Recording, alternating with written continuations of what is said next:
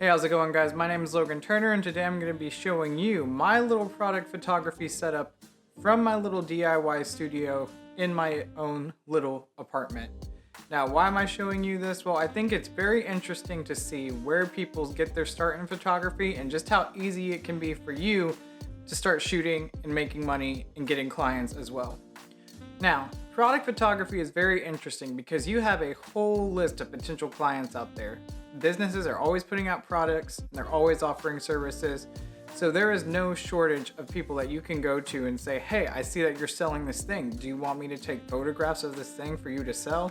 Especially in today's age where it's super simple and super easy to go on and start an online store. People need photos for their websites, for their business, for their social media pages. So it is a really good idea to get your start with photography by offering out these services.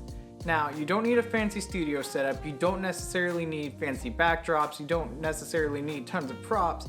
All you need, in my opinion, is a decent setup, a decent camera with a good lens, and decent lighting. And today I'm going to show you how I set my stuff up to take a product shoot within just my little studio. Let's get to it. All this stuff here, so this is my desk, this is where I set everything up to take any product shot.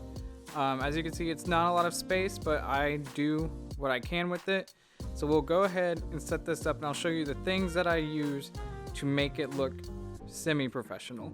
First things first, I use this thing here. So this is actually a panel that actually comes with a bookshelf. And what this does is you're supposed to hammer this on the back of a bookshelf, and it creates the back so your books don't fall through. We didn't end up using this for our bookshelf, so everything is just open. So what I did is I kept this because it's just a solid black background, and it's super easy to stand up on its own. It creates a nice, appealing, just neutral color to have for the back of product shots. You don't necessarily need something like this. You can also go to Hobby Lobby and pick up any type of color paneling you want. Those trifolds that you used to use for school projects would be really good. So what I'm going to do now is I'm going to clip over and set this up so you can see how that looks standing right here. So as you can see now, I have my panel up. What you really want to make sure is you have like a clean surface. So I always wipe down this section of my desk to make sure that it's nice, black, and solid.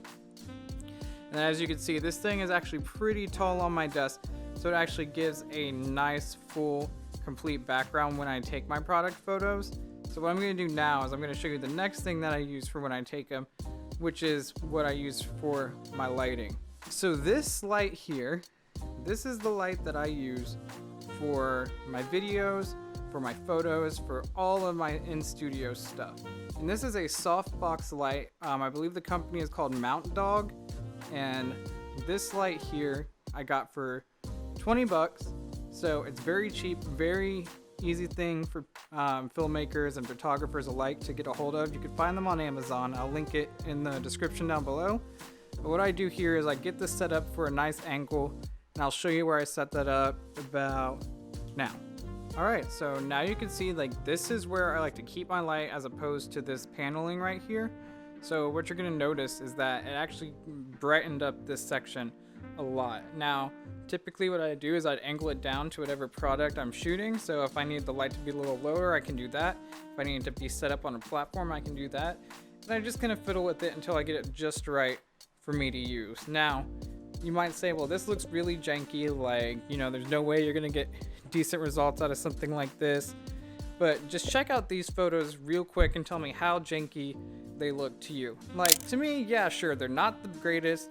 They might not be the best product photos in the world, but in my opinion, I think that these photos are something that will definitely suffice for someone who's just starting out with their business, that are just looking to get some posts on social media, that are looking to just advertise their products. I believe that these photos are definitely passable, and it's definitely a good way to get your foot in the door.